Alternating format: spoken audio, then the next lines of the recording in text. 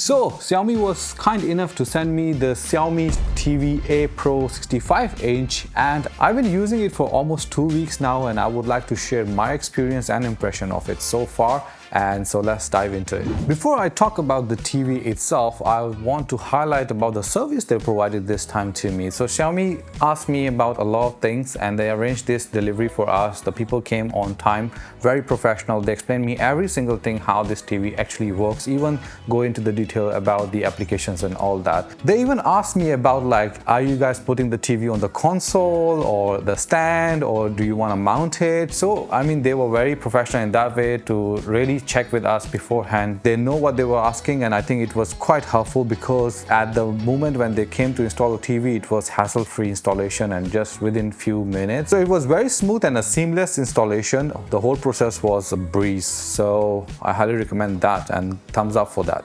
The Xiaomi TV A Pro 65-inch features a 4K QLED display with a resolution of 3840 by 2160. It supports Dolby Vision HDR10 and HLG with 94% DCI-P3 color gamut and 1.07 billion colors for vivid, lifelike visuals. Motion smoothing is handled by MEMC and the panel runs at 60 Hz. Audio is powered by dual 10-watt speakers with Dolby Audio DTS-X and DTS Virtual X for immersive sound. It runs on Google TV with built-in Google Assistant, Chromecast and access to the Play Store. Voice control is available through the Bluetooth remote. Inside, it's powered by a quad-core A55 processor, Mali G52 GPU, 2 GB of RAM and 8 GB of storage, suitable for smooth everyday use. Connectivity includes dual-band Wi-Fi, Bluetooth 5.0, 3 HDMI ports with EARC, 2 USB ports, AV input, Ethernet, optical out and a headphone jack. It supports VESA mount at 300 by 300 mm, weighs 13 kilograms and consumes 160 watts of power. So my first impression of this TV, one thing I really like about it is how sleek and slim it is. So even from the back side of it and everything, it just fits very well for my setup, so that's a plus. And then this one comes with a lot of features. So let's talk about the apps this comes with, and you can, because it's a Google TV, you can add in a lot of other apps also, and even you can install the games inside and you can play with your remote, so that's a plus point there. Whenever it comes to choosing a TV for my side, right, I usually look for one very important thing. Of course, the picture quality, sound quality, everything is one thing, but I look for the operating system, how good it is. I have experience with many other brands as well, which I use in my past life or previous life or this life, but in my past. Let's get back to the point. What I look for, how good the operating system is and how fast is it and how user-friendly the whole application is. We all know, I think most of us are used to of the Google Android TVs as well. Even nowadays in the monitors, we use the Google TV as well. But for me, the biggest point was like, how fast was it?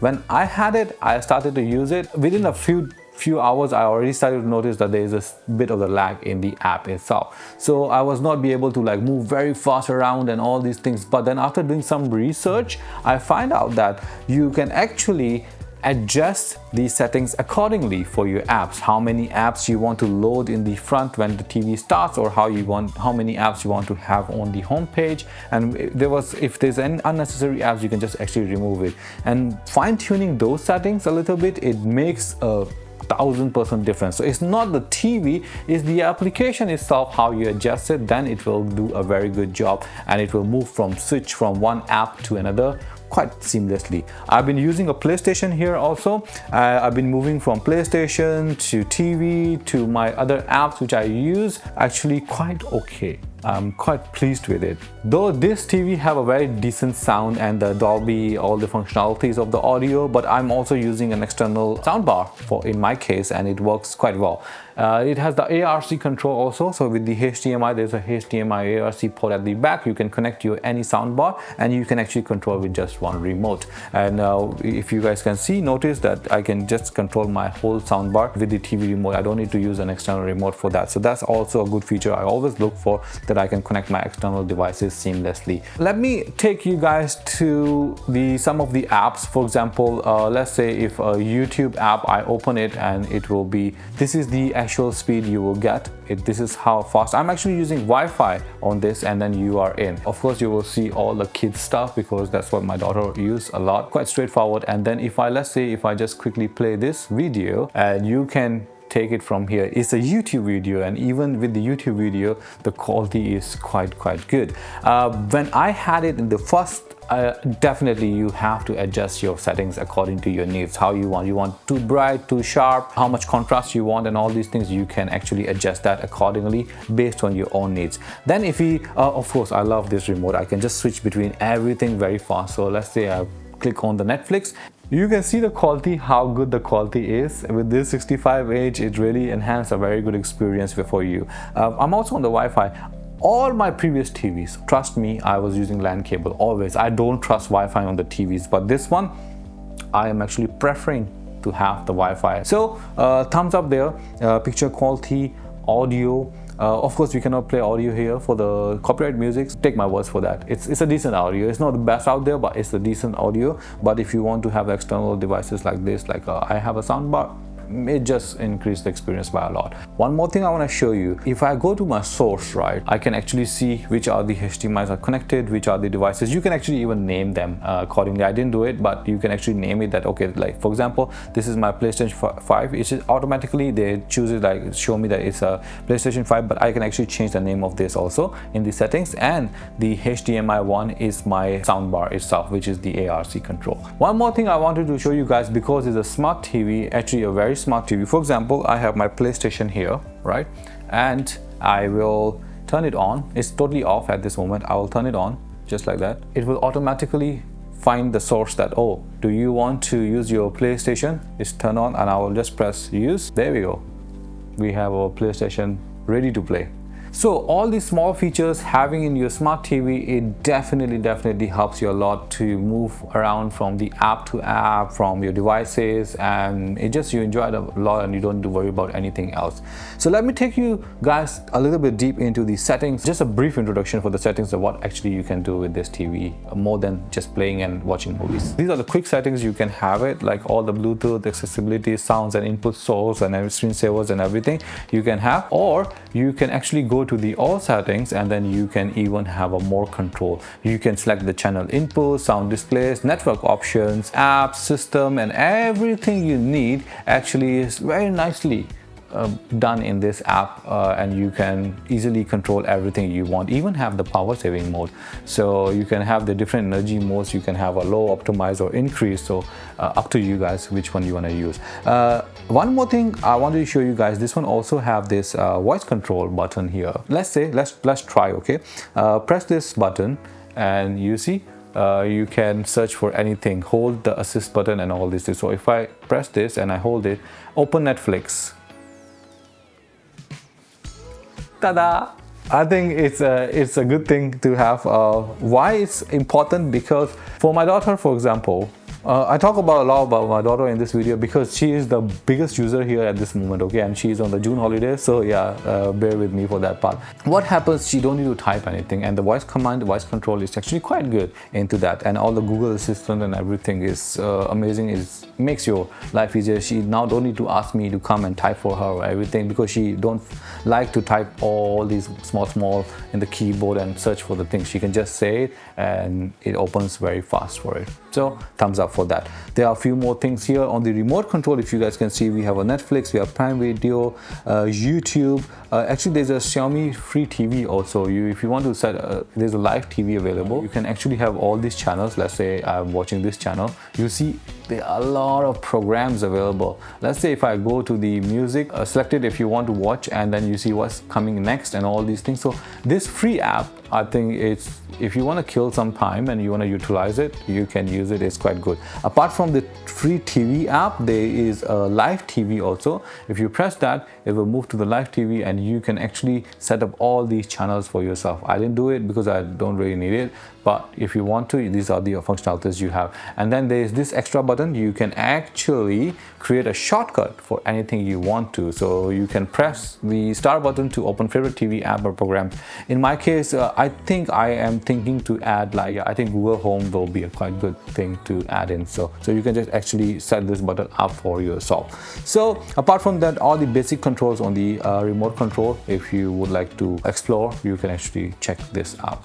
Next thing I want to highlight about other apps which you can actually utilize is you can have a Miracast or the Chromecast, whatever you like, you can install it. You can just go to the App Store to install all these apps. And then my favorite, first time I'm using it, is actually this TV Manager. Let me show you what it does. If you notice that your TV or app is slow and all these things, you can actually go to this TV Manager and you can actually optimize it how you want it. So if I want to have a memory boost, I can just select that and it will start scanning and it will tell me where all the memory has been utilized, and then you can actually clear it. This is where the best part. So I did memory boost and I will say it starts cleaning up and it will turn off, close all the things which I actually don't need to use or using as a background. So you have a successfully boosted memory now, and then you will even feel more fast on the TV. And then if I go to the, let's say, cleaner, I have it will scan and it will see whatever things needs to be cleaned.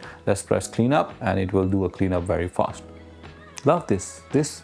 I don't know why people don't use it, including myself last time, but since I start utilizing it, I'm quite happy about it. So it's done. Even you can do the deep clean, you just saw, right? So the trash is empty. So that's where it's very important for these kind of smart TVs with the apps and all this thing. Make sure once in a month you can do this, or maybe a quarterly.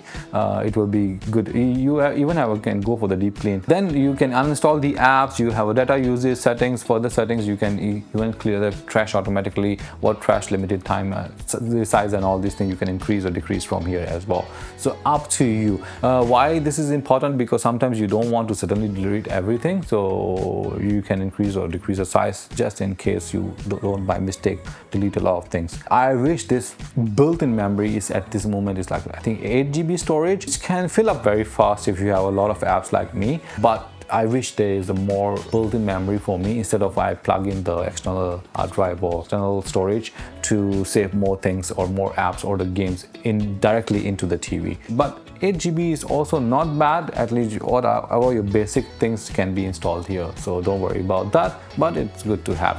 Okay, as you guys can see, my colleague is behind me playing this game right now. Though it's just a 60 Hz TV, but as you guys can see, oh wow. As you guys can see, the color combination, it's so good, so crisp, and I don't think so if you'd even notice how many hertz if you're playing just casual games and all these things. For me, I really play a lot of racing games on this TV now, with this 65-inch QLED, the sharpness, the brightness, the contrast, I think for me it's a best combo.